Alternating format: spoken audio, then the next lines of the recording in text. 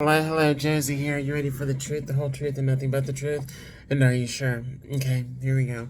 Listen, for you heterosexual, and I say this very loosely because here's the deal. I live my life as a woman. I do. I'm not attracted to homosexual men. I'm not attracted to women. I'm attracted to men. Heterosexual men. Indeed, I am. But I do understand that there are some heterosexual men that are not interested in a bigender woman like myself, and that's fine. That's that's randy dandy. I'm not forcing you to be, but when men see me, they see me as a woman, regardless if they know my truth or tea or not. That's it. So let me put this out to you. What if I were to call you out in front of everybody, call you out and tell you about yourself?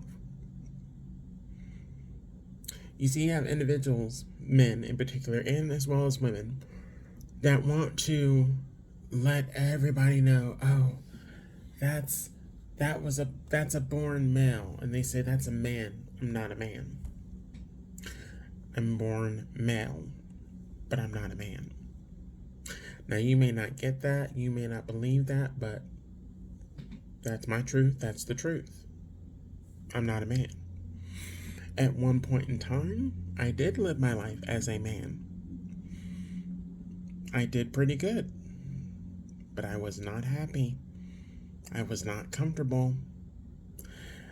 And I finally decided to be authentically me. So therefore, I had to leave that and or disassociate myself from anything manly. But one thing I will say is I can read a man as well as read a woman. And what if I were to tell everybody what type of man you are? And what if I were to also share that when I did live as a man, I was more of a man than a lot of the men out there are today? And I'm not talking about going out there and providing and getting a job and working and so on and so forth. No, I'm talking about your integrity, your morals, your values, and respecting of yourself as well as your partner or your spouse. You see, it was different for my relationship between Mike and I. It was different. There was an understanding between the two of us. In a lot of heterosexual relationships, yeah, there is an understanding, but there's not an agreement to that understanding. And a lot of truth is not shared between each partner. There's a lot of deception going on, a lot of trickery, a lot of lies going on. Both individuals playing each other. Now, what if I were to call you out? And in a way, I just did. You see, I don't go out and see a man and say, you're a dog, you're a pig, you're an arrogant son of a bitch. You think your shit don't stink and it smells like boo-boo. You hit your wife.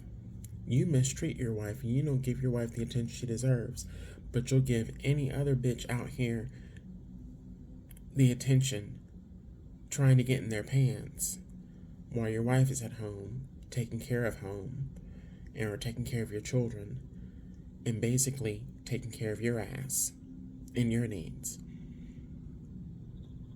You see, there are some men that like to call individuals out. Oh, she's transgender, or she's this or that or whatever, bumping their gums, talking a whole lot of shit. And they think that they're doing something by telling somebody else's truth, because they think that by telling somebody else's truth, that's going to make them ashamed or feel embarrassed. But the truth is, I could read you up one side and down the other and tell all your business to your face, as well as all your friends around you, and embarrass the hell out of you. But see, I don't do that. I keep my mouth shut, because that's not my place to do. That's not my business. So who I am is not your business to tell to anybody else. Whether you know it or not, whether you pick up on it or not, that's my truth. That's me. Mine to share, not yours to use as a way to shame another individual. How dare you? And then let me call you out and tell you about yourself in front of your friends or your family or society at large to make you feel ashamed about yourself, and see how you respond.